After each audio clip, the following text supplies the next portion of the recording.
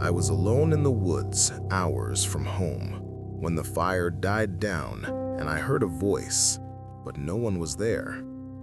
Before the night was over, a man who refused to leave came into the light, and I realized the sound I heard earlier wasn't a warning, it was bait.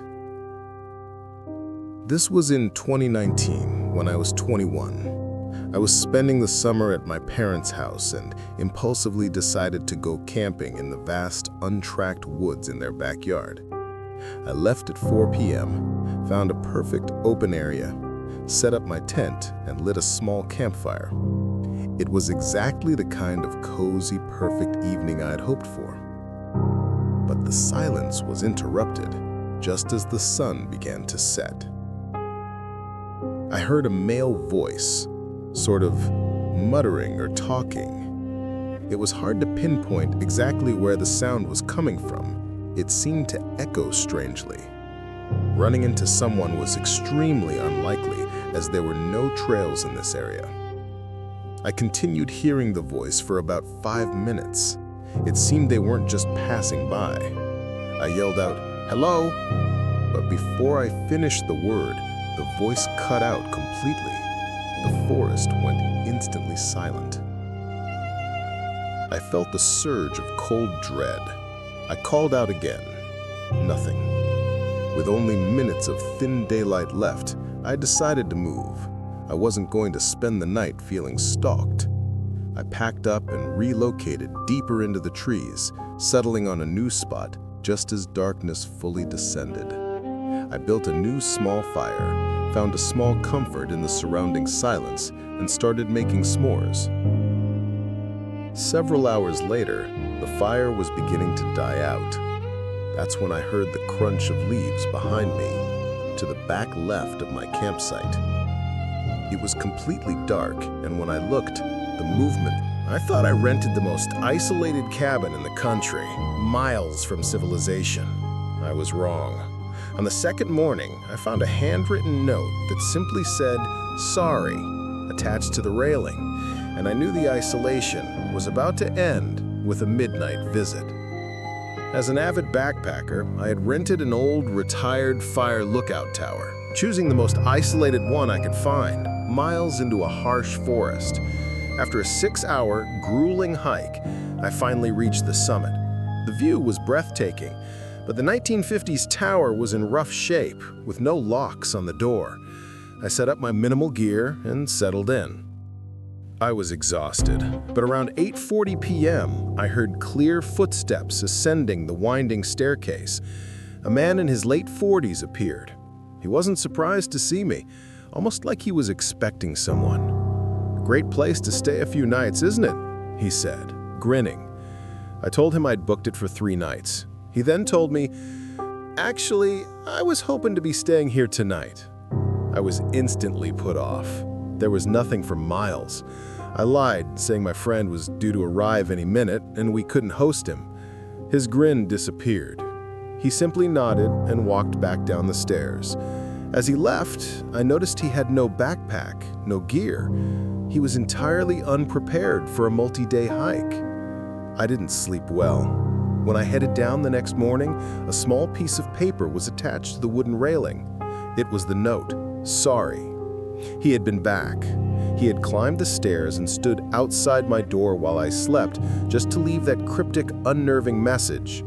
I knew then he hadn't just passed by. That night, I stayed up later, feeling paranoid. Around 1 a.m., I took my lantern and headed down the steps to the edge of the tree line. As I got there, I saw a subtle movement in front of me, just a fleeting shadow at the edge of the light. "Someone there?" I called out. Only silence answered. I ran back up to the lookout. It felt like a glass cage with all the windows and the unlocked door. I started frantically packing my gear, stopping every 30 seconds to rush to the window and check the stairs. Then, through the railing, I saw him. The same man was standing motionless at the very first step, staring up at the tower. He was just waiting.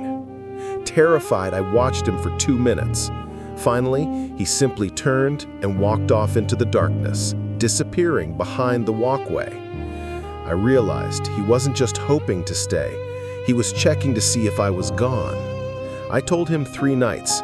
He would be back for the 3rd night. That was enough.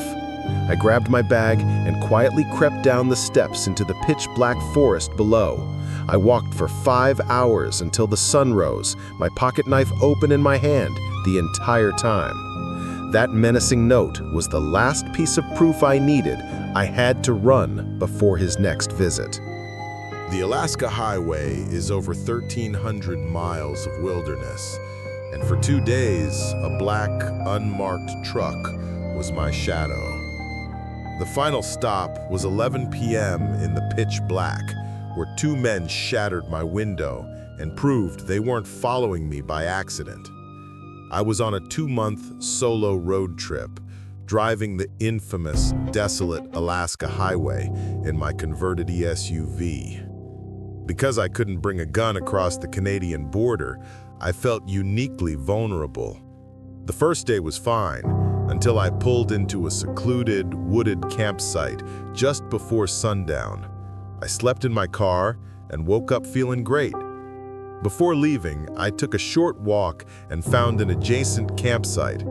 It was ripped apart, gear shredded and strewn everywhere, clearly abandoned in a frantic hurry. My stomach sank. I immediately returned to my car. When I got back, a vehicle was parked right next to mine, an all-black pickup truck with heavily tinted windows. No one was outside, but I knew they were watching. I didn't hesitate. I jumped in my SUV and sped away. I drove for 4 straight hours until I reached the next gas station. It was old, isolated, and empty. As I pumped gas, I saw a vehicle approaching. It was the same black truck. My heart hammered against my ribs as they pulled up to the pump opposite me. The driver stayed inside, windows up, silent, just watching. I finished quickly, got back in, and floored it, putting as much distance as I could between us. That evening, I drove until sunset and found a slightly more hidden pull-off. I knew I couldn't set up my tent, so I made dinner outside, then retreated to the cramped safety of my locked car. I stayed awake until around 11 p.m., watching videos on my phone.